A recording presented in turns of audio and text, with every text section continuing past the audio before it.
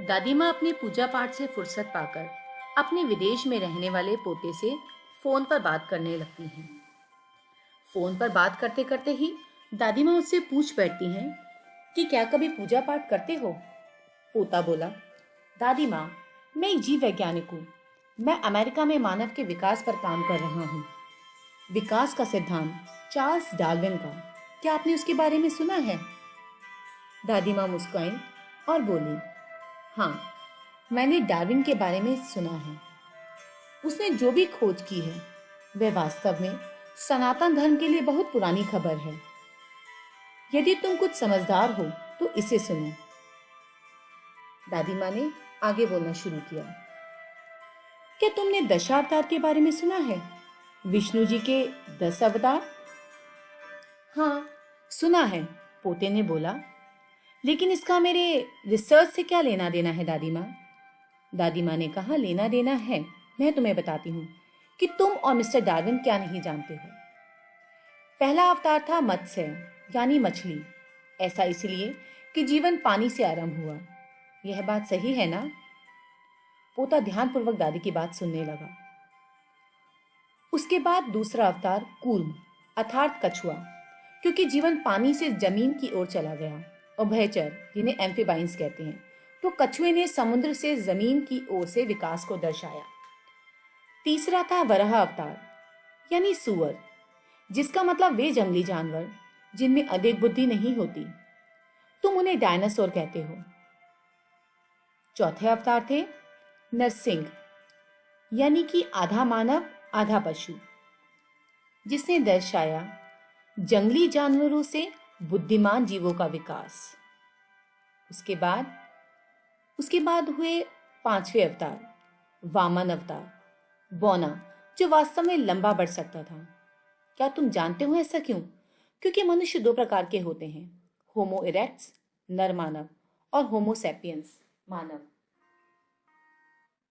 और Homo sapiens ने विकास की लड़ाई जीत ली। बेटा दशावतार की ये भाषा सुनकर अचंभित रह गया। छठा अवतार परशुराम जी, जिनके पास शस्त्र कुल्हाड़ी की ताकत थी। वे दर्शाते हैं उस मानव को जो गुफा और वन में रहा, गुस्सैल और असामाजिक। और इसके बाद सातवें अवतार हुए मर्यादा पुरुषोत्तम श्री राम, सोचयुक्त प्रथम सामाजिक व्यक्ति, जिन्होंने समाज के नियम बनाए और समस्त रिश्तों का आधार भी।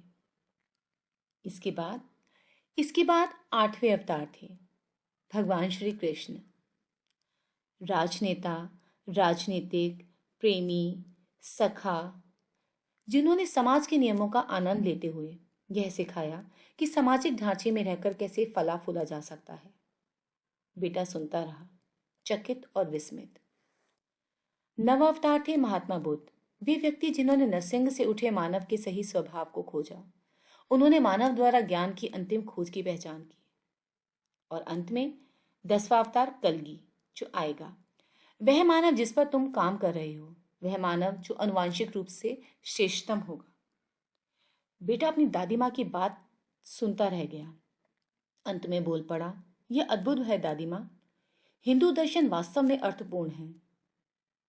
मित्रों, वेद, पुराण, ग्रंथ, उपनिषद इत्यादि सब अर्थपूर्ण हैं। सिर्फ आपका देखने का नजरिया होना चाहिए, फिर चाहे वह धार्मिक हो या वैज्ञानिक।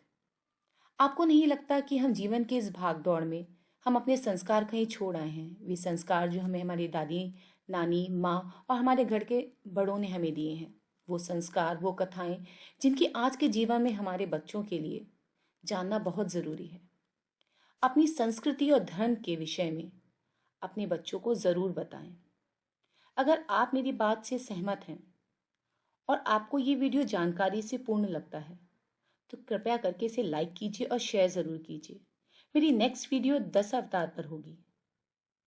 उसे देखने के लिए आपको इस चैनल को सब्सक्राइब करना पड़ेगा।